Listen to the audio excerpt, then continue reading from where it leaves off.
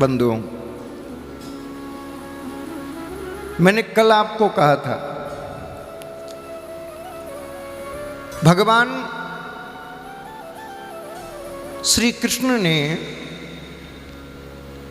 अपने संपूर्ण जीवन काल में, आप जरा राम और कृष्ण के जीवन को उठा के देखिए, बहुत ध्यान से सुनना, बहुत गहरी बात बता रहा हूं मैं आपको।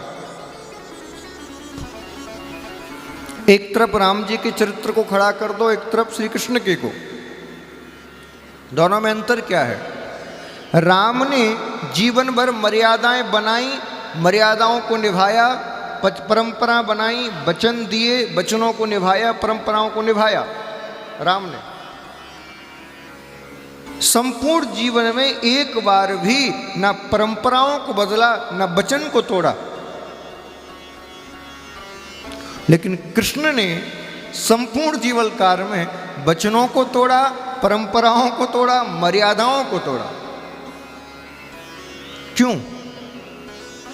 हमारा समाज तो उसी को श्रेष्ठ कहता है जो परंपराओं को निभाए, वचन को निभाए। लेकिन कृष्ण ने तो ऐसा कुछ नहीं किया, फिर भी हम श्रेष्ठ क्यों कहते हैं? बताओ।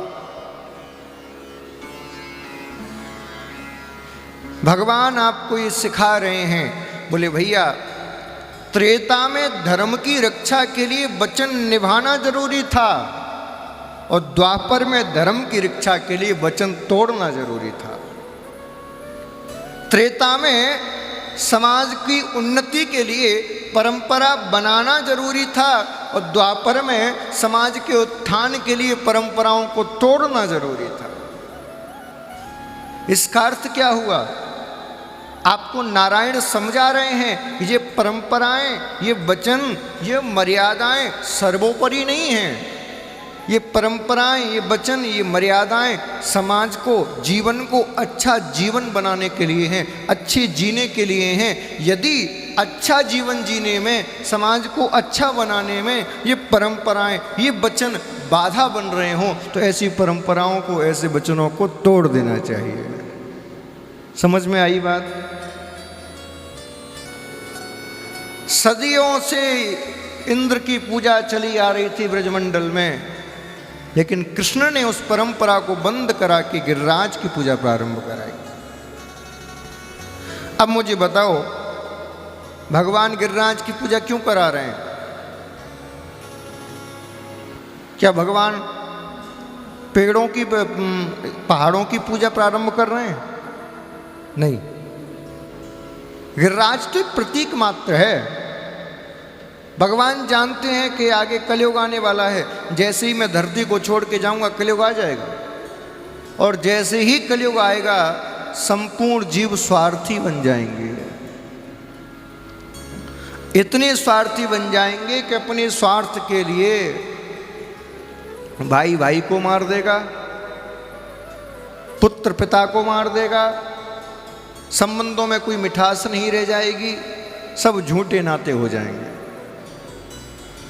जब संबंध में ही मिठास नहीं रहेगी तो प्रकृति को कौन छोड़ेगा? लोग प्रकृति का नाश करना प्रारंभ कर देंगे। इसलिए प्रकृति को बचाने के लिए भगवान ने गिरिराज की पूजा कराई, और गिरिराज की पूजा करा के भगवान ये आपको उपदेश दे रहे हैं कि जब तक प्रकृति को नहीं बचाओगे तब तक तुम्हारा जीवन बचने वाला नहीं है। ये भगवान उपदेश दे रहे हैं। मैं तो हर कथा में कहता हूं, गिरिराज जी की परिक्रमा लगाने, पूजन करने का अधिकार उसी को है जिसने जीवन में एक वृक्ष भी लगाया हो। यदि तुमने जीवन में एक वृक्ष भी नहीं लगाया तो क्षमा करना, तुम्हें अधिकार नहीं गिरिराज जी के दर्शन करने का भी, फिर अधिकार नहीं है तुम्हें। इसीलिए भगवान के उद्देश्य को समझिए। आज भारतीय समाज इसलिए पीछे जा रहा है क्योंकि परंपराओं के पीछे के तथ्य को तो भूल गया, बस आंखों पे बांध लिए काली पट्टी और भेड़ चाल शुरू कर दी। जो वो कर रहा है वो हम करेंगे। और मेरी ना मानो तो उपाय बता रहा हूं, परिक्रमा मार्ग में जाओ,